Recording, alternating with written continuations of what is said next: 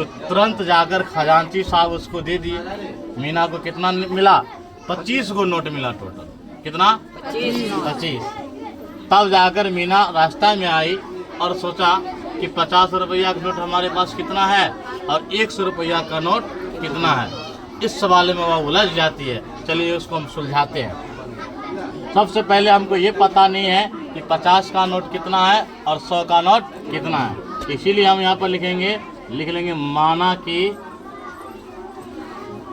माना कि 50 रुपये के नोट की संख्या बराबर x रुपया तथा 100 रुपये के नोट की संख्या बराबर y रुपया।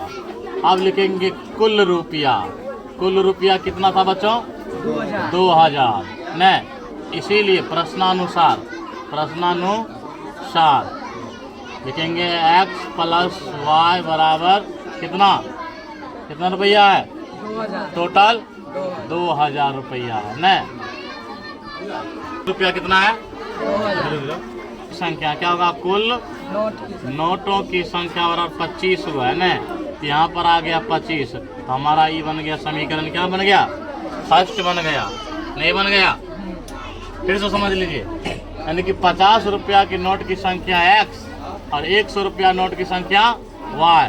कुल रुपया तुमको है 2000 रुपया है और नोट है कागज वाला 25 को। कितना है? तो पहला हमारा प्रश्न के अनुसार होता है x प्लस y बराबर 25 तथा अब हमारे पास कितना का नोट है? 50 का नोट है और कितना का है? 100 का। लिखेंगे 50 की नोट x प्लस और 100 का नोट क्या हो जाएगा? 100y। कुल नोट की संख्या 25। समीकरण सेकेंड। अब लिखेंगे समीकरण फर्स्ट तथा सेकेंड से। तो समीकरण फर्स्ट है x प्लस y बराबर 25 और सेकेंड कितना है? 50x प्लस 100y बराबर कितना? 2000। कितना है? 2000। समीकरण सेकेंड। अब आपको इसको क्या करना है? तोड़ना है। देखिए कैसे तोड़ते हैं। यहाँ पर हमको कोई संख्या पता नहीं चल रहा है, इसीलिए एक ही समीकरण को हम गुना करेंगे। कितना से? 50 से। तो यहाँ कितना हो जाएगा? 50x प्लस 50y बराबर, अब 25 के 5 से गुना करेंगे तो 25 5 से कितना होता है? 125 होता है, यानी कि 1250। और यहाँ पर लिखेंगे 50x प्लस 100y बराबर 2000। माइनस खत्म हो गया। 50 में से 50y माइनस 100y बराबर 1250 माइनस 2000। देखिए यहाँ पर 50y में से 100y घटेगा तो कितना आएगा? -50। Very good. बराबर, और 1250 में से 2000 घटेगा तो कितना आएगा? 750। कितना आएगा?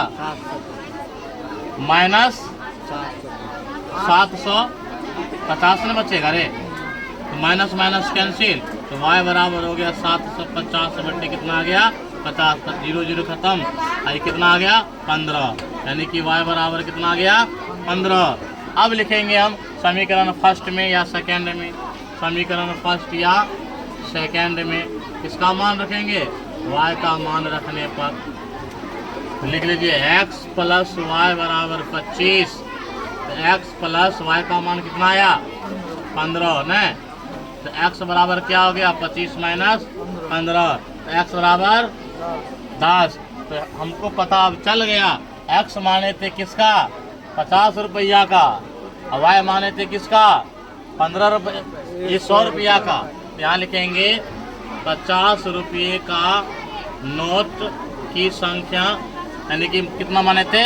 x, यानी कि हो गया 10, और 100 रुपये नोट की संख्या यानी कि y बराबर कितना आया? 15। यही हमारा आंसर है। बहुत अच्छी बात है।